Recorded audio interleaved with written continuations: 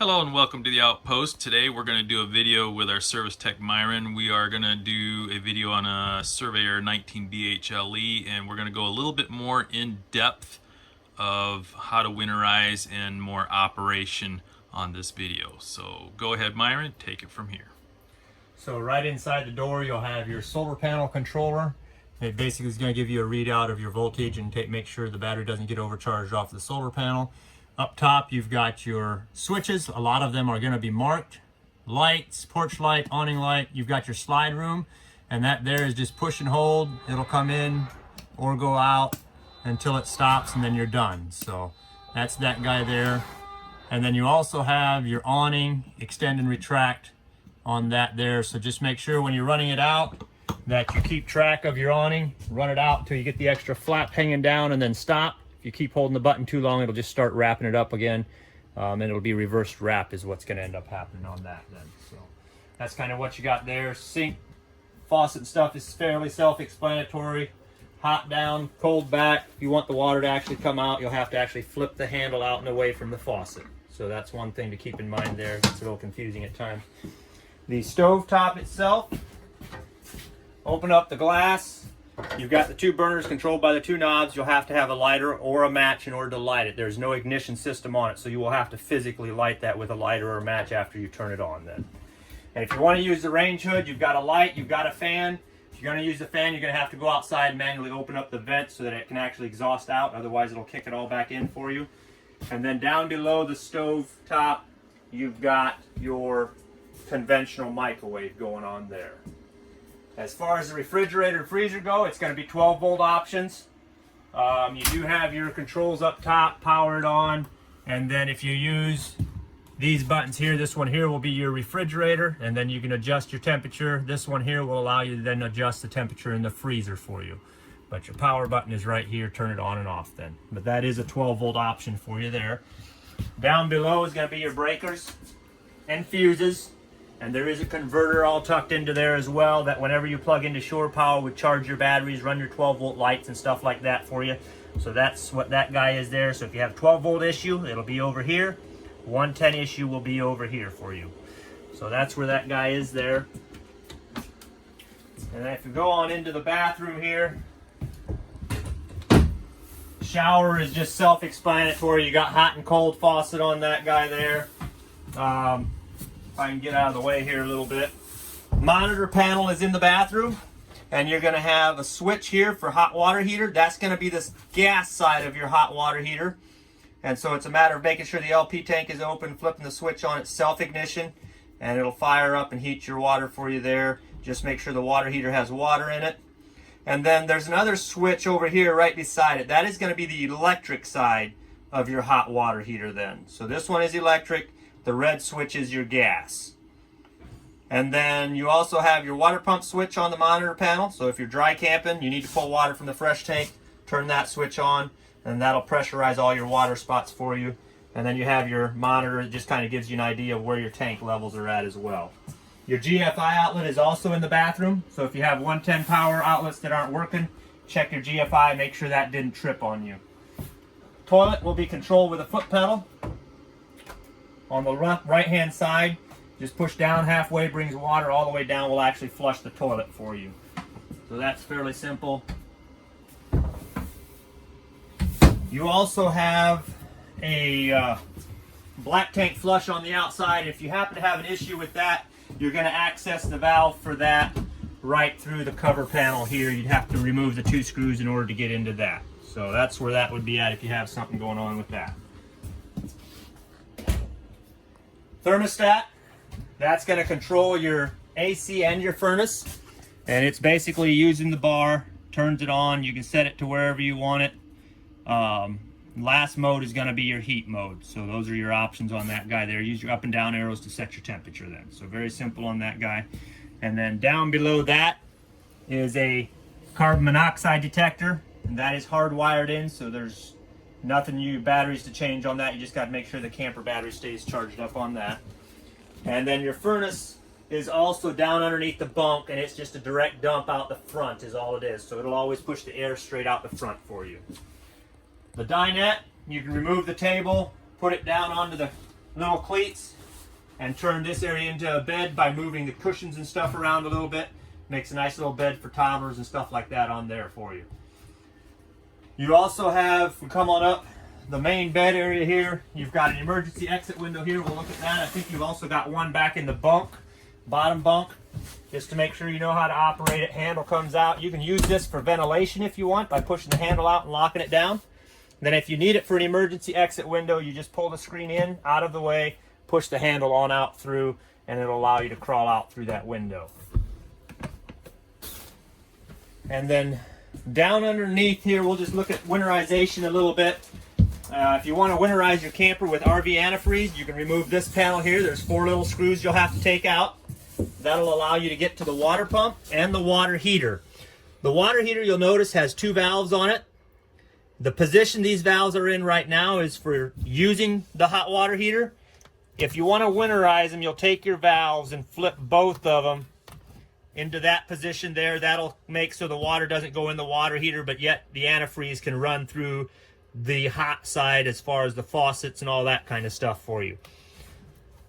And then also they make it easy to run your antifreeze. They put an extra little hose in here for you that you can pull out.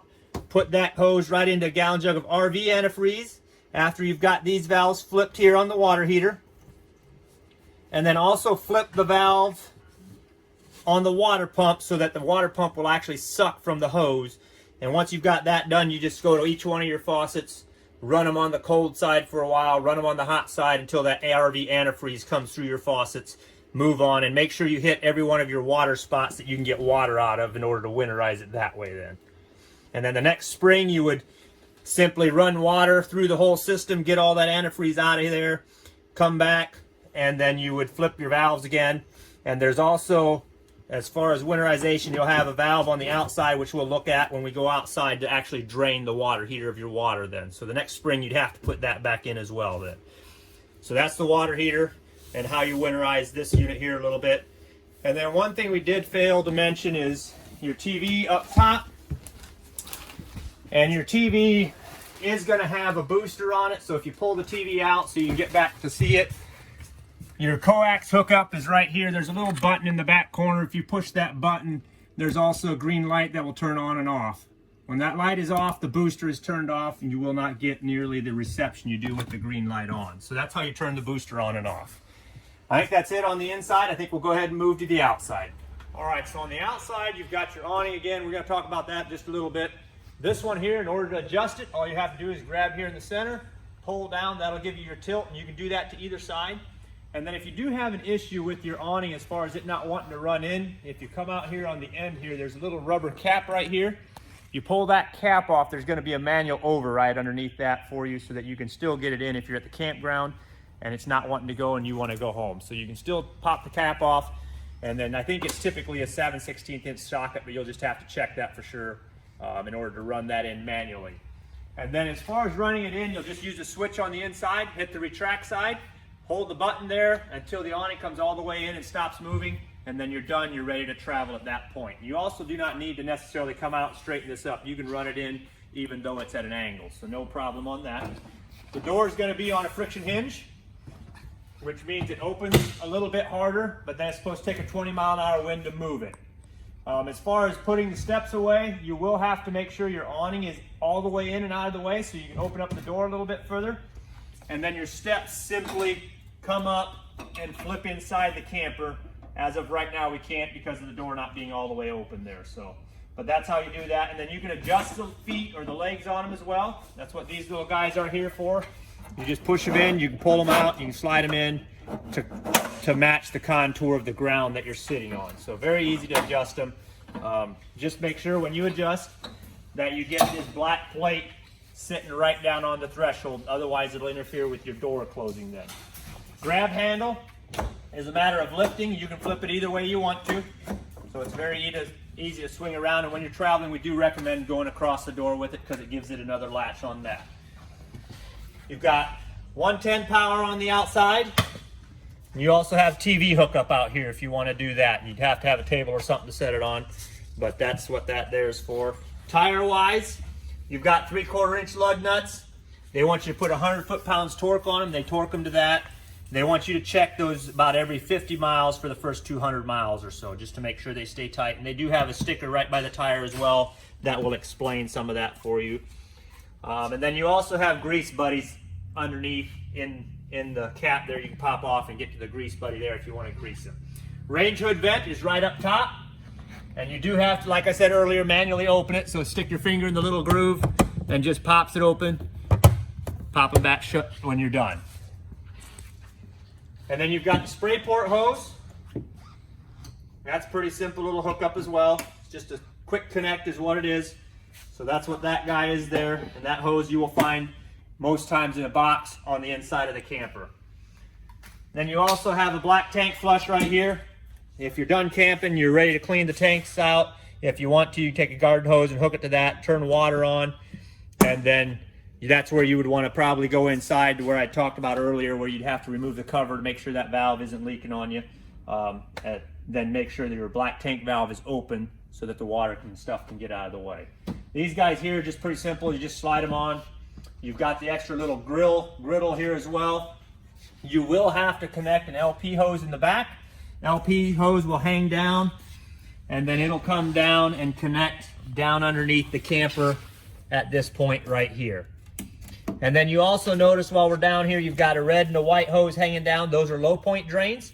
So if you're done camping, say for a week or so, and you want to get rid of most of your water, you can open those up, open up your faucets on the inside. That will take care of a lot of the water, but not all of it. So you still, if you're going to be getting close to wintertime, you still need to make sure you either blow the lines out or run antifreeze through the system, whichever one is your preferred method there. On the back, you've got the travel rack on this one. You remove the pins, lay it down. There is a 200-pound limit on that, and that's including the spare tire on there. So if you leave the spare tire on it, you're down to about 100 pounds as far as the spare tire, or as far as the travel rack goes. And then up towards the top, you'll notice underneath the running lights, there's a black box there. That is a prep for a Furrion brand camera. And it's plug and play there. There's a wire there already for you. You remove a cover plate, plug the camera in, mount the camera into the spot, and then it's a wireless system from there to your screen that you get to put in your truck. It's like a little GPS style screen. So that's what that is there. And then you also, going back to that real quick, you will have to make sure the running lights are on in order for that camera to work, because that's where the power comes for the camera itself, is through those running lights. You've got the ladder you can use to get up on the roof. The ladder is basically so you can get up on top, walk around, it's a walkable roof, and check your seals up there. Forest River recommends that you check all your seals about every 90 days. That way if you get any cracks or voids, you can catch them before you have any damage going on. So if you find anything up on the roof, we do recommend using the self-leveling die core up on the roof to cover up there. As far as sidewalls goes, check your seals there about every 90 days as well. Just use a clear silicone on that then, and you'll just fill in your cracks or voids or whatever you've got there. Doesn't mean you have to do the whole thing if you find something on the sidewall. Just write what you got. And then you've got stabilizers in each corner. And these here we've got down at the present time. You'll have a handle you can use to crank them up, bring them down, just to stabilize. They are not designed to actually lift the unit. So if you're going to need to level for side to side, you're going to have to get blocks of wood or something, back up onto them with the tires, and then you drop these down just to stiffen the unit up. So those are strictly for stabilizing, not lifting. So that's what that is there. Coming on back, you'll have your power cord inlet here. And there again, you'll find your power cord inside the camper, typically in a box or else in the front storage. And then you have cable satellite hookup on the outside as well there. Exhaust for your furnace, and we do recommend you put a bug screen or some type of screen on that. Keep mud daubers and wasps from going in there and building nests on you, plugging it up so it doesn't work.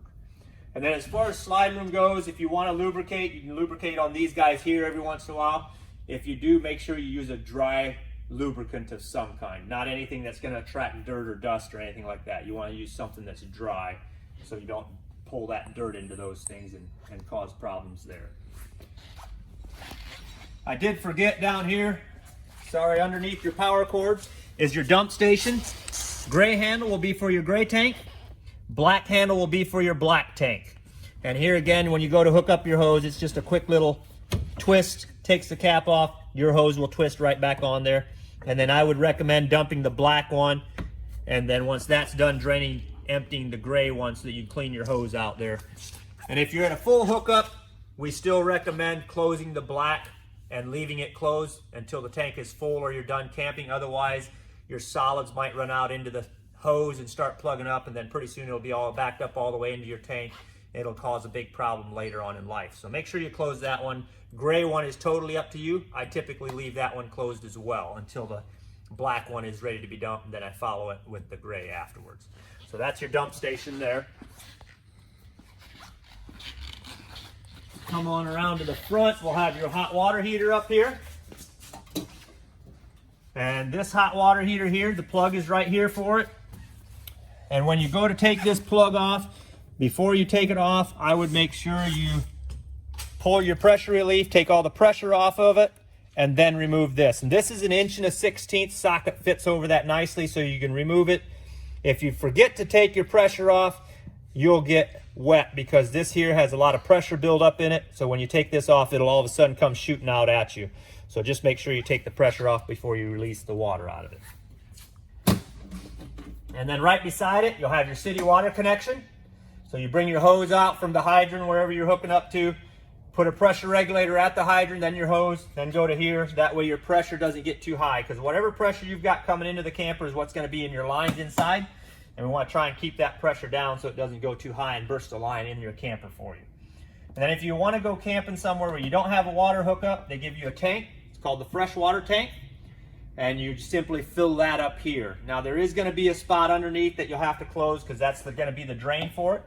And so if we come back down here, you'll notice here again a white hose hanging down with a black valve on it. Open position, so that would drain it out. If you want to fill it, just take it and give it a quarter turn. That'll close it. You can fill your tank out, and then once you're done camping and you still have water left, you can open it up and let it drain back out for you. So that's fairly simple there. If you come on around to the front, a couple things up front here. First of all, you do have a battery disconnect, so that if you're storing the unit, you're not using it, you don't want your battery to drain down off of the LP detector and some of that stuff in there, you'll simply flip this guy to the off position. That'll turn all the lights and everything else off so that you're not draining your batteries down. But then if you want the batteries to charge again off of the 110 power, you will have to make sure that gets flipped back to the on position. You also have your 7-way cord. You've got your jack up front, which is up and down. It's got a little docking light on it and a manual override right on top for that as well. So very simple to get to that. You should have a handle as well for that. And that should be inside the camper as well in a box, or else in the front storage for you. And then your LP tank, you've got down in here, it's a 20-pounder. And you can open up this, reach in here, open it up if you're going to be using anything with LP. So that's a very easy access there. If you need to take it off and get it filled, there is a little wing nut on the back you'll have to take off. And then you can pop that loose, take the cover off, and then get your LP tank out to get it filled up or exchange it, or however you want to operate that. I think that's it for the Surveyor on the outside. If you've got any questions, feel free to give us a call and we'll try and help you out. Thank you very much.